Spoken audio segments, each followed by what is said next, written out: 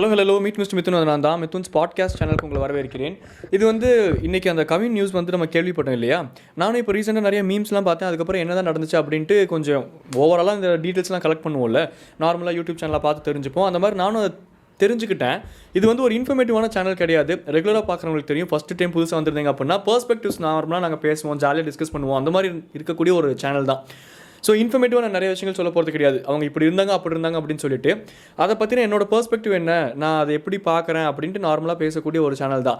So Kavin அப்படின்னு சொல்லிட்டு ஒரு நபர் இத்தனைக்கும் சென்னை 1 நான் அடிக்கடி கிராஸ் பண்ணி போகக்கூடிய ஒரு ரோடு, அங்கே நார்மலாக ஒர்க் பண்ணிக்கிட்டு இருக்கக்கூடிய ஒரு ஐடி பையன். நார்மலாக யதார்த்தமாக என்னைக்காச்சும் எங்கேயாச்சும் நாங்கள் மீட் பண்ணியிருந்தா கூட நாங்கன்னா இப்போ நீங்களும் ரிலேட் பண்ணிக்கலாம்.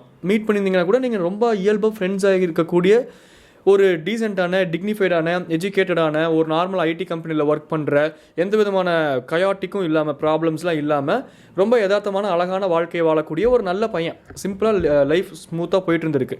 புதுக்கோட்டை தான் அவரோட சொந்த ஊர். ஸோ இங்கே ஒர்க் பண்ணிட்டு இருந்திருக்காரு, எங்கேயோ ஸ்டே பண்ணி ஒர்க் பண்ணிட்டு இருக்காரு. இப்போ ரீசெண்டாக ஊருக்கு போயிருந்திருக்காரு.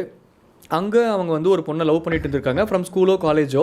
அப்போயே அந்த பொண்ணோட வீட்டில் பேரண்ட்ஸ்லாம் வார்ன் பண்ணியிருக்காங்க, இந்த மாதிரி கேஸ்ட் உங்களுக்கு பிலோ இதில் வருது, நாங்கள் இந்த மாதிரி இருக்கோம், எங்களுக்கு இது செட் ஆகாது அப்படின்னு வார்ன் பண்ணியிருக்காங்க. நார்மலாக பேரண்ட்ஸ் கொடுக்குற வார்னிங் தான். கொஞ்சம் வெயிட் பண்ணோம் அப்படின்னா, நாங்கள் வெயிட் பண்ணும்போது எங்களோட லவ்வோட அந்த இன்டென்சிட்டி புரிஞ்சு பேரண்ட்ஸ் அக்செப்ட் பண்ணிப்பாங்க அப்படிங்கிற ஒரு ஃபேஸுக்காக பசங்க எப்படி வெயிட் பண்ணுறாங்களோ அந்த ஒரு ரெஸ்பெக்ட் கூட பேரண்ட்ஸுக்கு இன்றைக்கி பசங்க மேலே இல்லை அப்படிங்கிறது இவரோட இன்சிடென்ட் பார்க்கும்போது தான் ரொம்ப எவிடெண்ட்டாக தெரியுது. ஏன்னா இவர் அவரோட தாத்தாவை கூட்டிகிட்டு ஹாஸ்பிட்டல் போயிருக்காரு. ஊரில் இருக்கும்போது நடந்திருக்கு. அவர் ஹாஸ்பிட்டல் போயிருக்காரு. அங்கே அந்த பையனோட தம்பி அப்படின்னு சொல்கிறாங்க. வெறும் 21 வயசு தான் சொல்கிறாங்க. அப்போ காலேஜ் படிக்கக்கூடிய ஒருத்தன் ஜாதி அந்த வெறி அப்படின்ட்டு எந்த அளவுக்கு இருந்துருந்துச்சுன்னா, அது எந்த அளவுக்கு அந்த பிளட்டில் ஊறி இருந்துச்சுன்னா, சைக்காலஜிக்கலாக அவனை எந்த அளவுக்கு அஃபெக்ட் பண்ணியிருந்துச்சுன்னா, நான் அப்பப்போ இந்த பாட்காஸ்ட்லாம் பேசும்போது கூட ஒரு விஷயம் சொல்லுவேன். எது மேலேயுமே ஓவராக பற்று வைக்கக்கூடாது. நம்ம பற்று வைக்கிற அந்த விஷயம் ஒரு கட்டத்தில் நம்மளையே விழுங்க ஆரம்பிச்சிடும், அது நம்மளே எரிக்க ஆரம்பிச்சிடும் அப்படின்னு நான் நிறைய டைம் சொல்லியிருக்கேன். அந்த மாதிரி அந்த பற்று அப்படிங்கிறது இந்த ஜாதியிலையோ மதத்திலேயோ குறிப்பிட்ட கடவுள் அந்த நம்பிக்கைகள்லையோ ரொம்ப வைக்கும்போது சைக்காலஜிக்கலாகவே ஒரு நார்மல் ஹியூமன் யோசிக்க விடாமல் பண்ணக்கூடிய ஒரு விஷயம் அதெல்லாம்.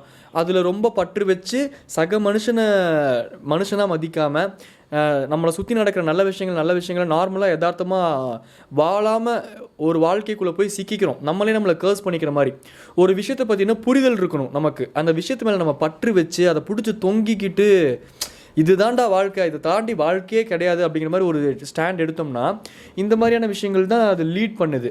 ஸோ அந்த தாத்தாவை அவர் ட்ராப் பண்ண போயிருக்காரு ஹாஸ்பிட்டலில். அந்த 21 வயசு பையன் வந்திருக்காங்க. ரிப்போர்ட்டில் 2-3 விதமாக சொல்கிறாங்க அப்படிங்கிறாங்க. அந்த ஹாஸ்பிட்டல் அந்த இடத்துலையே அந்த பையன் வெட்ட ஆரம்பிச்சிட்டாங்கிறாங்க. சில பேர் பைக்கில் வா, எங்கள் அப்பா அம்மா அவங்ககிட்ட பேசணும்னு சொன்னாங்கன்னு சொல்லிட்டு பைக்கில் கொஞ்சம் தூரம் கூட்டிகிட்டு போய் அங்கேருந்து வெட்ட ஆரம்பித்தார். அவர் ஓடி போய் அதுக்கப்புறம் வேறு வழியே இல்லாமல் தப்பிக்க ட்ரை பண்ணி அந்த மாதிரி ஓட ஒருத்தனை அருவாளில் வெட்டுறான் ஒரு 21 வயசு பையன். என்னால் இதை அக்செப்டே பண்ணிக்க முடியல. எந்த ஆங்கிள் இருந்து பார்த்தாலும் அது பார்க்கவே முடியல. ஒரு மாதிரி டோட்டலாக அழுக்காக தெரியுது இந்த ஒரு டோட்டல் இன்சிடெண்ட்டே. இதில் நிறைய விஷயங்கள் இருக்குது. சின்ன வயசுலேருந்து என்ன தான் அந்த ஒரே ஊரில் வளர்ந்தாலும் அந்த ஒரு கேஸ்டோட இன்ஃப்ளூயன்சஸ்லாம் தெரிஞ்சோ தெரியாமலோ அந்த பேரண்ட்ஸ்க்கு இருந்தாலும் அதை அட்லீஸ்ட் குழந்தைங்க கிட்ட கடத்திட்டு போகக்கூடாது அப்படின்னாச்சும் அந்த பேரண்ட்ஸ் அந்த குழந்தைங்களை ப்ரொடெக்ட் பண்ணுறது பேர் தானே பேரண்டிங்க. பெற்று விட்டுட்டோம், அது பாட்டு வளருது அப்படின்னு தெரியறதுக்கு எதுக்கு நம்ம பேரண்டிங்காக இருக்கணும்? இத்தனைக்கும் அந்த பொண்ணோட பேரண்ட்ஸ் பயங்கர எஜுகேட்டட். 2 பேருமே, அப்பாவும் சரி அம்மாவும் சரி, 2 பேருமே போலீஸ் டிபார்ட்மெண்ட்டில் இருக்காங்க அப்படின்னு வேறு சொல்கிறாங்க.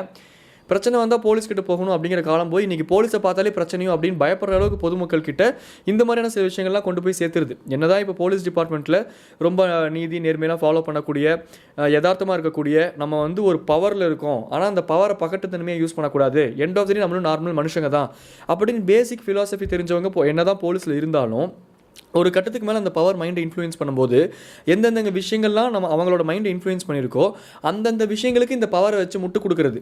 இப்போ எப்படி நார்மலாக அவன் ஒரு பையன் இதுதான் என்னோட ஆசை அப்படின்னு ஒரு பொண்ணுக்கிட்ட சொன்னாலே நீ ரெஸ்ட்ரிக்ஷன் பண்ணுற, நான் ஃபெமினிசம் எடுப்பேன், அதை வெப்பனை எடுத்து உன்னை குத்துவேன் அப்படிங்கிற மாதிரி இது தப்பு அப்படின்னு தெரிஞ்சாலும் அந்த பவரை அதை யூஸ் பண்ணி அந்த தப்பை ஜஸ்டிஃபை பண்ணுறது இது நார்மலான விஷயந்தான். ஆனால் இது என்னைய தனிப்பட்ட முறையில் பாதிக்குது, நான் ஃபெமினிசம் அப்படிங்கிற வெப்பன் எடுத்து கொடுத்துவேன் அப்படின்னு இன்றைக்கி நிறையா ஃபேக் ஃபெமினிஸ்ட் எப்படி சுற்றிட்டு இருக்காங்களோ அந்த மாதிரி இந்த மாதிரி பவரில் இருக்கவங்களும் ஒரு கட்டத்துக்கு மேலே ஜாதிங்கிறது நம்மளை ரொம்ப இன்ஃப்ளூயன்ஸ் பண்ணியிருக்கு.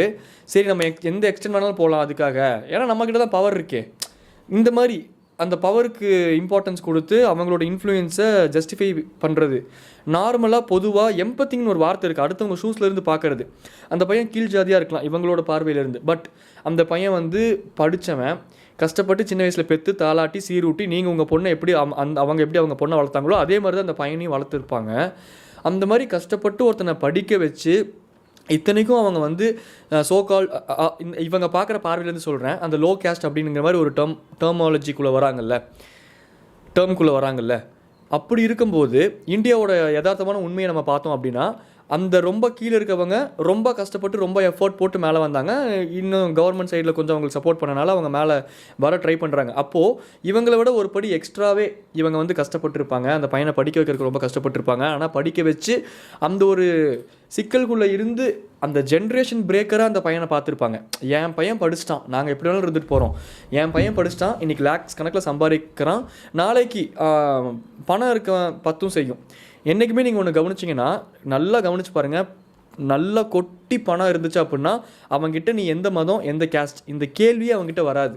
எப்படியாச்சும் அவனை காக்கா பிடிக்கணுன்னு தான் எவ்வளோ பெரிய ஆளாக இருந்தாலும் நினைக்கிறாங்க.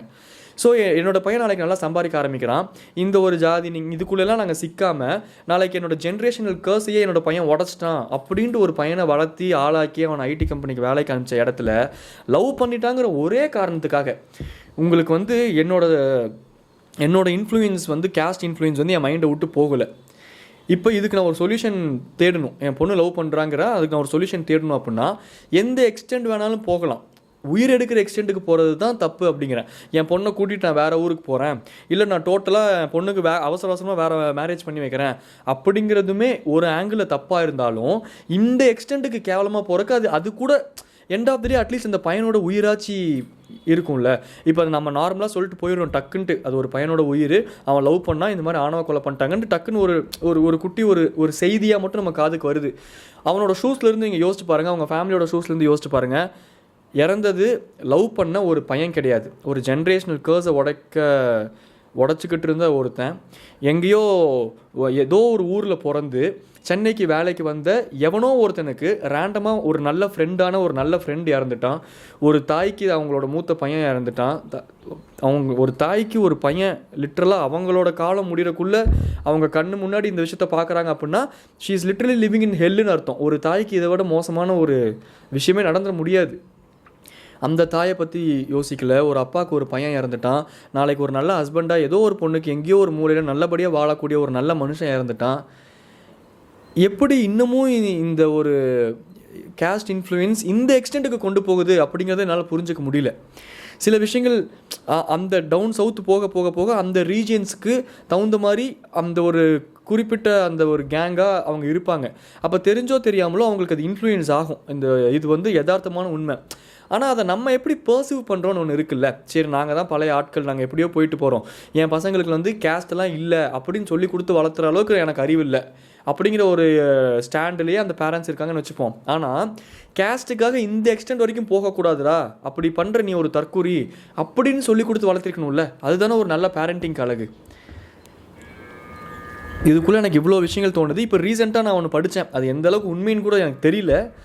அந்த பொண்ணு வந்து எனக்கு அவன் யாருன்னே தெரியல அப்படிங்கிற மாதிரி ஒரு ஸ்டேட்மெண்ட் கொடுத்துருக்கு அப்படின்னு நான் படித்தேன்.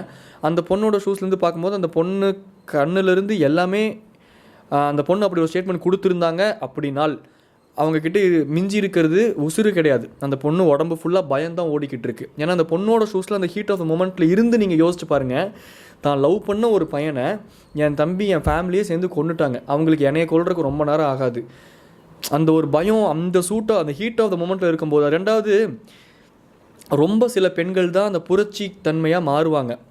சில வருஷங்களுக்கு முன்னாடி அந்த மாதிரி ஒருத்தங்க டக்குன்னு எனக்கு பேர் ஸ்ட்ரைக் ஆகலை, அது மாறுறதுக்கு அந்த ஒரு எக்ஸ்ட்ரீம்னஸ் அவங்க பார்க்கணும். அந்த ஒரு இப்போது இருக்கிற அந்த ஹீட் ஆஃப் த மொமெண்ட் அந்த பொண்ணுக்கு வேறு என்ன பண்ணுறதுன்னு தெரியல, அந்த பயத்தில் இருக்காங்க அந்த பொண்ணு. ரெண்டாவது சின்ன வயசுங்கிறனால ஒரு தயக்கம் தடுமாற்றம், அம்மா அப்பாவை தாண்டி ஐயோ நம்மளை கொண்டுருவாங்களோ, ஐயோ இப்போ என்ன பண்ணுறது, வெளியே போய் எப்படி வாழ்கிறது, எதுவுமே தெரியாத ஒரு பேம்பர்ட் ஒரு விஷயத்துக்குள்ளேயே இருக்கும்போது வேறு வழியே இல்லாமல் அந்த பொண்ணையும் அந்த ஸ்டேட்மெண்ட் கொடுக்க வைக்கிறாங்கல்ல.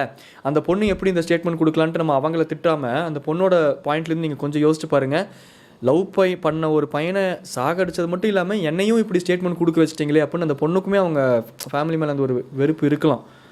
ஆனால் அந்த பொண்ணு வேறு வழி இல்லாமல் பாவம், அவங்களுமே லிட்ரலாக உயிரோடு இருந்தாலுமே அவங்களுமே நடமாடுற ஒரு போன மாதிரி ஆக்கிட்டாங்க அவங்க ஃபேமிலி.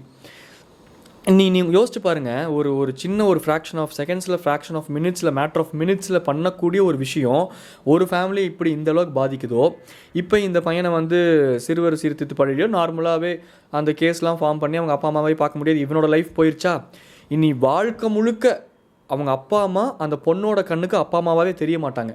அதில் எவ்வளோ ஒரு யதார்த்தமான விஷயம் இருக்குது. ஆனால் அது உடஞ்சிருச்சு பாருங்கள்.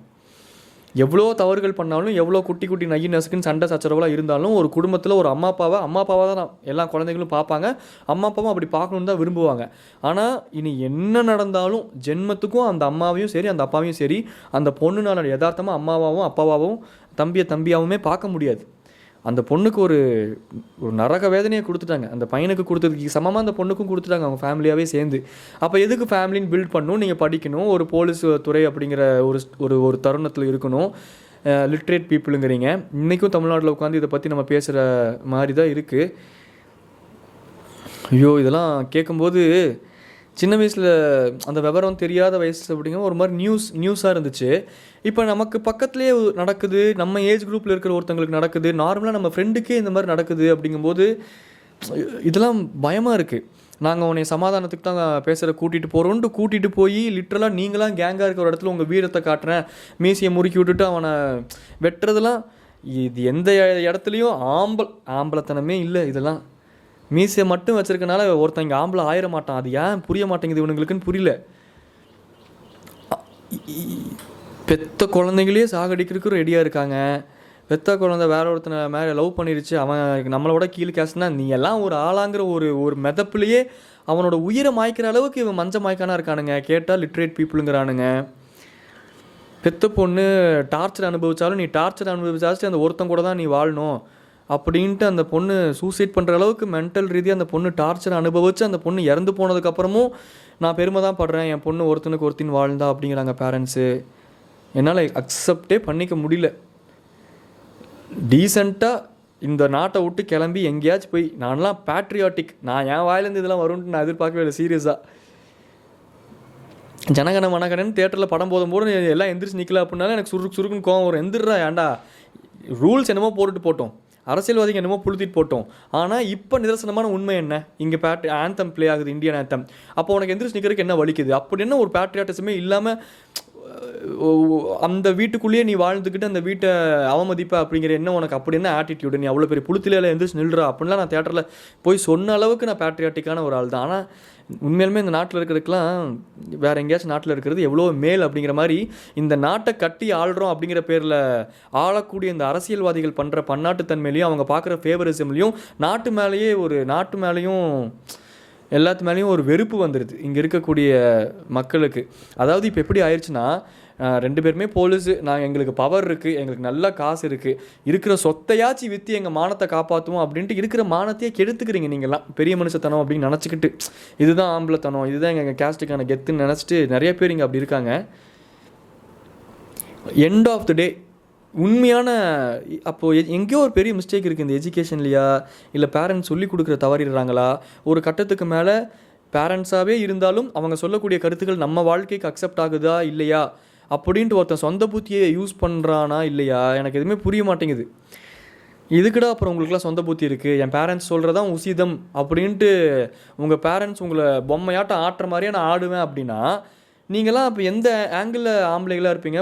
ஒரு க்ரோனப் மேலாக இருப்பீங்க, க்ரோனப் விமனாக இருப்பீங்க. உங்களுக்கு தெரிய வேண்டாமா சில விஷயங்கள்? சொந்த புத்திங்கிறதே இருக்காதா? நம்ம யோசிக்க வேண்டாமா சில விஷயங்கள்? பேரண்ட்ஸே அந்த பையனை இப்படிலாம் பண்ணிடணும் அப்படின்னு சொன்னாலும் அப்பா காலம் மாறிக்கிட்டு இருக்கு. எண்ட் ஆஃப் த டே உங்கள் பொண்ணு போகிற இடத்துல சந்தோஷமாக இருந்தால் போதும்னு நினச்சிக்கோங்க. இன்றைக்கெலாம் இவ்வளோ விஷயங்கள் மாறிக்கிட்டு இருக்கு. இந்த ஜென்ரேஷனில் ஒரு நல்ல பையன் கிடைக்கிறதே பெரிய விஷயமா இருக்குது. அவ தேடி ரெட் ஃப்ளாக்ஸாக பார்த்து லவ் பண்ணி அப்புறம் அவங்ககிட்ட அடி வாங்கிக்கிட்டு ஆம்பளைங்களே இப்படி தான்ட்டு ஆம்பளைங்களை பிளாஸ்ட் பண்ணிட்டு சுற்றிட்டு இருக்காளுங்க. இவள் கம்ப்ளீட்டாக ஒரு க்ரீன் ஃப்ளாகை லவ் பண்ணியிருக்கா.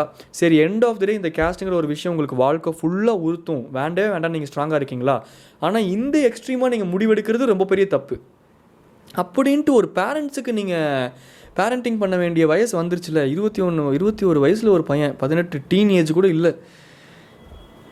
ஐயோயோ, எனக்கு தெரில. எனக்கு நான்லாம் அப்படியே ஒரு ஃப்ளோவில் என்ன தோணுதோ அப்படியே பேசிட்டேன்.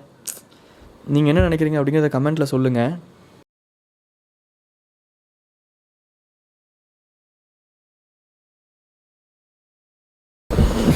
டாடா பை சொல்லிட்டு கிளம்புறது நான் உங்கள் மீட் மிஸ்டர் மித்துன்.